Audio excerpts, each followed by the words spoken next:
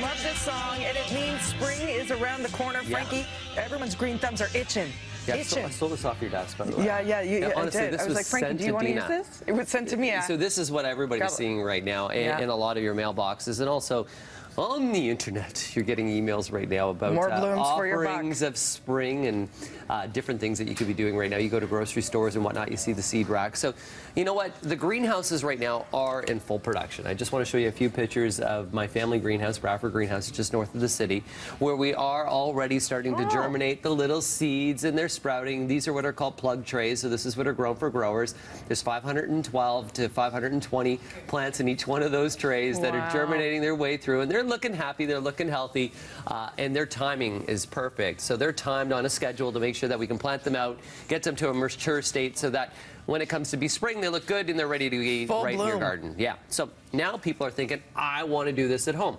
A reminder, at the greenhouse, we have what's called the germination chamber. We have temperature control, supplementary lighting, under bench heating, all these different things to create a perfect soil temperature, a perfect light level, and a perfect humidity so that we can get germination. Yeah, it's not that easy to do at home. Yeah. So first thing is you know, let's talk tomatoes. You know, tomato is probably the #1, and is the #1 thing that's grown in the vegetable garden. But we kind of overdo it with the seeds. Right. And then before you know it, your whole garden's overrun with the tomato plants. You don't need that many. You don't need that many. So one tomato plant can do upwards of 4 people, feed 4 people. Tomatoes themselves, you know, there they are. They're in pots right there, and you can see that once they start to really get their fruit going.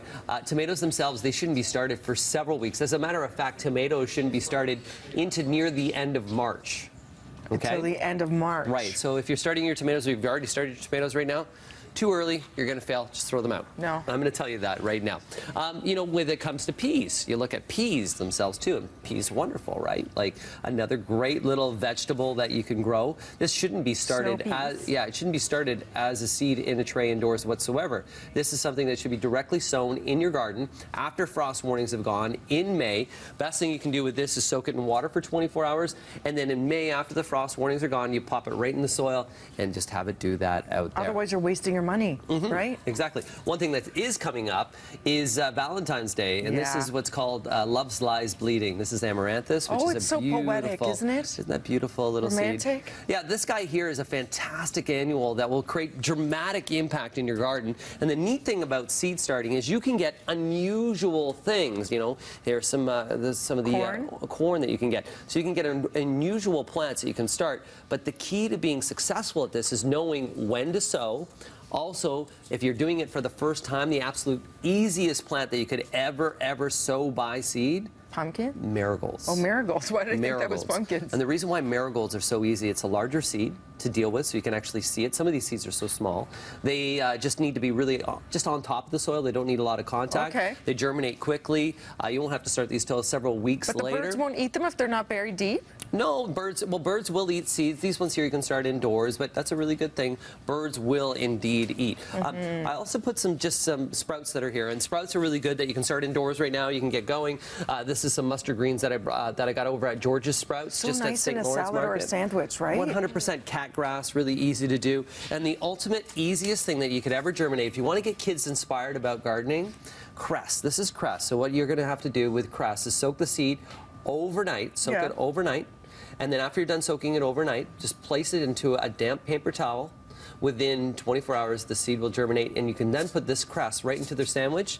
Immediate reaction. Kids love it. They get to see the seeds are sprouting. So before your seeds start, make sure do you need that many plants? Do I have space? Do I have time? Make sure that you're sowing them at the right time of the year, and just have a great garden season. Spring is 49 days away. And we're counting. We are counting down, and how? Well, you are right, though. Today felt quite mild compared to the last couple of days. Last day of February.